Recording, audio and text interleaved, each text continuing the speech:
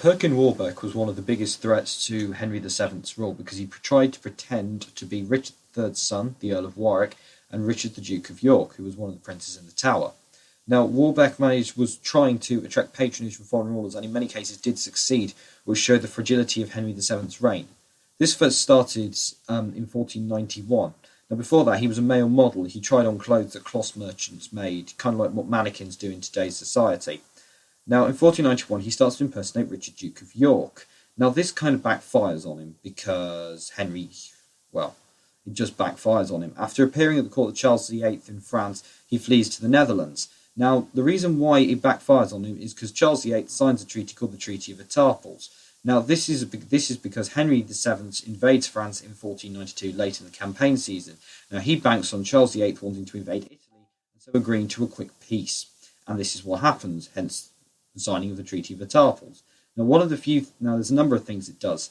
The first of which is it means that Charles must pay Henry 742,000 crowns, which is equivalent to 50,000 crowns per annum, which doubles the royal revenue. The second thing it means Charles must support Henry's reign and cannot support any more pretenders, which is good. And also, Charles gets something out of it, and that is that Henry will relinquish all claim to France except for Calais, which is still seen as kind of a very English territory. Anyway, Perkin Warbeck arrives at the court of Margaret of Burgundy. Now, Margaret of Burgundy is Richard III's sister, and she supports pretenders because she wants Richard dead. And as he's at the court of Margaret of Burgundy, he's kind of trained as a prince to make his act more believable. Now, eventually, after the trade embargo between England and the Netherlands and the signing of the treaties, he has to leave again because one of the conditions of the treaty is that she stops supporting Perkin Warbeck. So he lands in England in 1595, and he tries to stir up rebellion, which fails because Henry is informed of it by his royal agent Sir Robert Clifford. Warbeck is defeated, and his small-ish army/rebellion is crushed, and he flees to James IV of Scotland.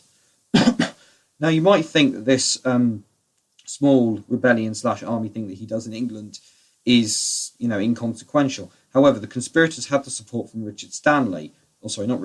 William Stanley, who was Henry's uncle. And he was one of the most influential people in Henry's cabinet. He was the Lord Chamberlain, and he's also the one who's responsible for Henry winning the Battle of Bosworth because he changes sides and goes against Richard and supports Henry, despite Richard threatening to kill his son, Lord Strange.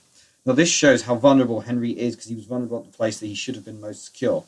And then this kind of caused him to become more paranoid in the later years of his reign, particularly after the death of his wife, and he surrounds himself more and more with his close personal advisors, and this means that it's very difficult for new people to get in, but I'll cover that in another point. In 1496, a small Scottish force crosses the border into England, but retreats when the English army comes, causing Warbeck's attempt to fail. Eventually, James IV married Henry's daughter Margaret, but therefore Warbeck lost Scottish support, and so he has to leave again. He tries to exploit the Cornish Rebellion in 1497, but his forces were crushed and he surrendered. The Cornish Rebellion of 1497 is quite important because it was a rebellion by Cornwall in protest against the raising of tax against Scotland, which again in itself is also quite important because the Cornish tin mines were supposed to be exempt from tax and this time they weren't, and they did not see why they should have to pay money to finance a war where it was such a long way away from them. But anyway, they went all the way to Blackheath and then got crushed. Warbeck ends up imprisoned, or should I say, Henry lets Warbeck stay at court and confines him to the Tower of London, but after an alleged escape attempt with the Earl of Warwick, they were both executed. However, executing the Earl of Warwick was good because he was the last Yorkshire claimant to the throne, and it enabled Henry to get rid of him without people kind of thinking that he was trying to remove all possible people with better claim to the throne than him. Thank you for listening.